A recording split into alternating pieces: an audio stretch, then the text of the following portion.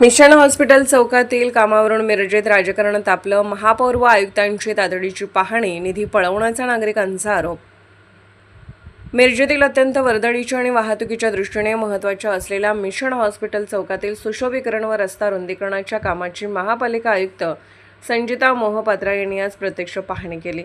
यावेळी महापौर धीरज सूर्यवंशी, स्थायी समिती सभापती अतुल माने यांच्यासह संबंधित अधिकारी उपस्थित होते. मिशन हॉस्पिटल चौकात दिवसेंदिवस वाढणारी वाहतूक कोंडी लक्षात घेता रस्त्यालगतचे कठडे हटवून चौक सुशोभित करण्यासाठी आणि वाहतूक सुरळीत करण्यासाठी तब्बल 75 लाख रुपयांचा निधी मंजूर करण्यात आला होता. सध्या या कामाला सुरुवात झाली असतानाच स्थायी समितीमध्ये हे काम रद्द करण्याची मागणी झाल्याने नागरिकांमध्ये संतापाची लाट उसळली आहे. स्थानिक नागरिकांनी तीव्र नाराजी व्यक्त करत मिरजेचा निधी सांगलीकडे वळवण्याचा डाव काही पदाधिकारी करत आहेत, असा गंभीर आरोप केला आहे. आधीच या चौकात प्रचंड वाहतूक कोंडी होत असून रस्ते रुंदीकरण, अतिक्रमण हटवणे आणि नियोजनबद्ध विकासाची गरज असताना सुरू असलेले काम बंद करण्याचा प्रयत्न होत असल्याने नागरिक संतप्त झाले आहेत.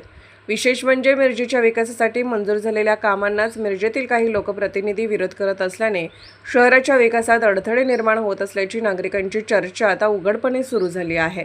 मिरजेच्या विकासाला बाहेरचे नाही तर घरचेच खीळ घालत आहेत का, असा सवाल नागरिकातून उपस्थित केला जात आहे. या ठिकाणी चौकातील कुपवाड रोड लगत विद्युत ट्रान्सफॉर्ममुळे वाहतूक कोंडीमुळे नागरिक, रुग्णवाहिका आणि विद्यार्थ्यांना दररोज त्रास सहन करावा लागत असताना प्रशासनाने कोणत्याही दबावाला बळी न पडता काम पूर्ण करावे, अशी मागणी स्थानिक नागरिकांनी केली आहे.